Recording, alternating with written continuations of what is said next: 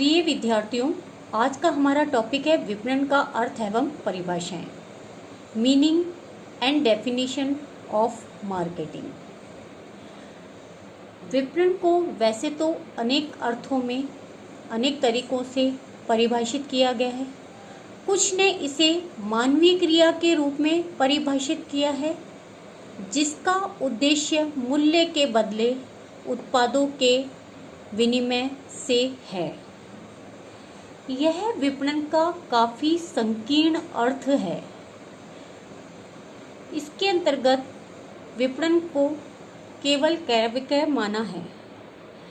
प्राचीन काल में विपणन को क्रय विक्रय के रूप में ही परिभाषित किया गया था।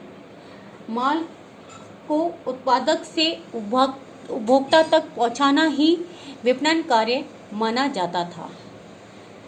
यह आज विपणन का काफ़ी संकीर्ण अर्थ में लिया जाता है। यह अर्थ आज भी उन जगहों पर लगाया जाता है जहां विक्रेता के बाजार की स्थिति होती है। विक्रेता का बाजार वह बाजार होता है जिसमें माल की आपूर्ति कम होती है और मांग ज़्यादा होती है, और माल को बेचना न बेचना विक्रेता की इच्छा पर निर्भर करता है। ऐसे बाजार में विपणन कार्य का क्षेत्र काफ़ी संकुचित रहता है। ऐसी स्थिति में यह अर्थ काफ़ी संकीर्ण अर्थ लिए हुए है। तो कुछ विद्वानों ने इसे एक ऐसी क्रिया के रूप में परिभाषित किया है जो समाज को जीवन स्तर प्रदान करती है। लेकिन यह दोनों ही अर्थ व्यापक नहीं है। दोनों ही अर्थ विपणन के संकुचित अर्थ को प्रकट करते हैं।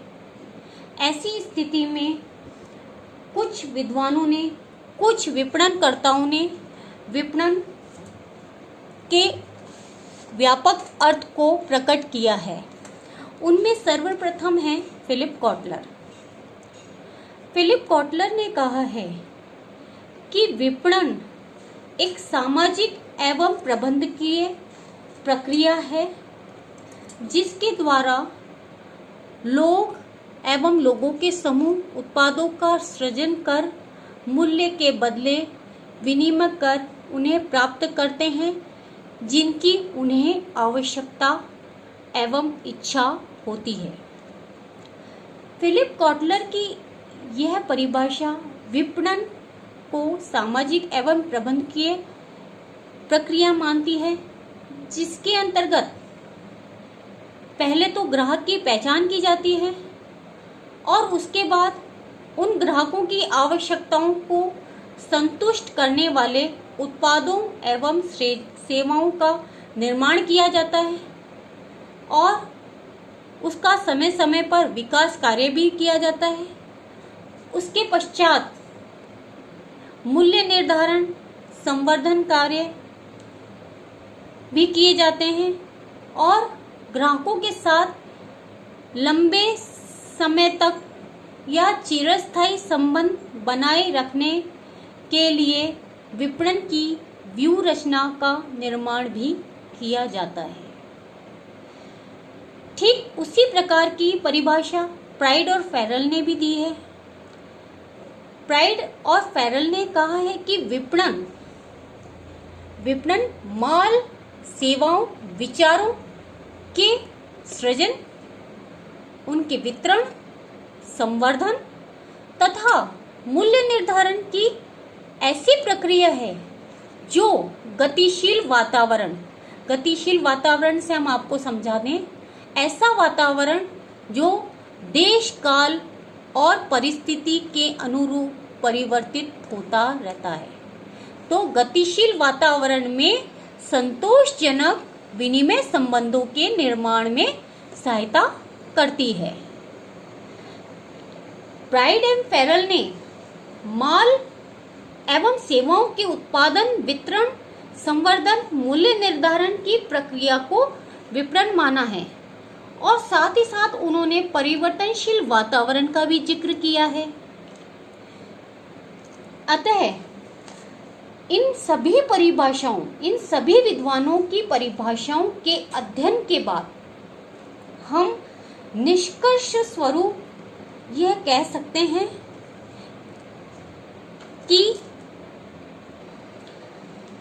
विपणन एक ऐसी सामाजिक एवं प्रबंधकीय प्रक्रिया है जो मानवीय आवश्यकताओं और इच्छाओं को संतुष्ट करने वाले उत्पादों एवं सेवाओं के सृजन, उनके संवर्धन, वितरण, विनिमय करने तथा संपूर्ण समाज और संगठनात्मक हित में ग्राहक संबंधों को चिरस्थायी बनाए रखने में योगदान देती है। इस परिभाषा में सभी विपणनकर्ताओं या सभी विद्वानों द्वारा दी गई परिभाषाओं का सार है। इसके अंतर्गत विपणन को सामाजिक और प्रबंधकीय प्रक्रिया माना है।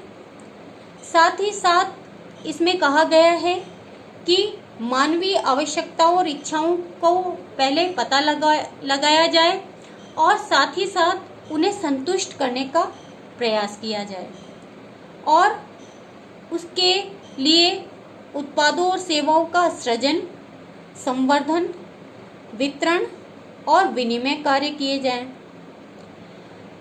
जिससे समाज का हित हो और समाज का हित करते हुए संगठन का हित भी निहित हो।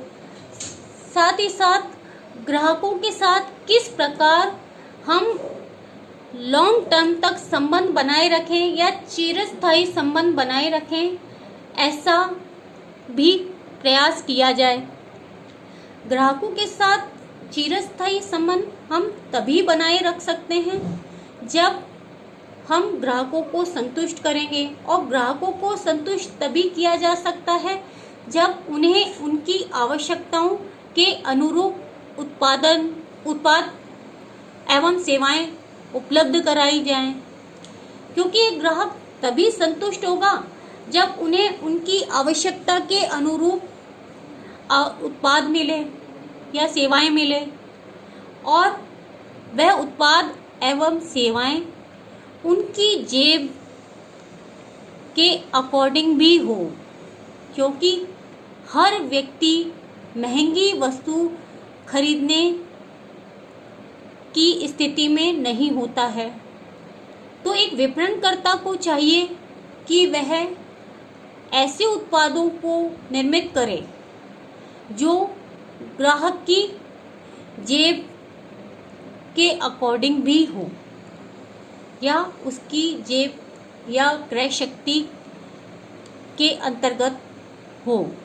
अगर उसकी क्रय शक्ति नहीं है उस उत्पाद को खरीदने की, तो वह उस उत्पाद को नहीं खरीद पाएगा। तो ऐसी स्थिति में ग्राहक की आवश्यकता, इच्छा को ध्यान में रखना तो आवश्यक है ही, साथ ही साथ उसकी क्रय शक्ति का ध्यान रखना भी बहुत आवश्यकता है। यहाँ एक बात ध्यान देने योग्य है कि ग्राहकों की आवश्यकता विपणन क्रिया का केंद्र बिंदु है। इसीलिए विपणनकर्ता का उद्देश्य है कि वह ग्राहकों की आवश्यकता को समझे तथा उसे पूरा करने का प्रयास करे और ग्राहकों के प्रति उसकी पहली जवाबदेही बनती है।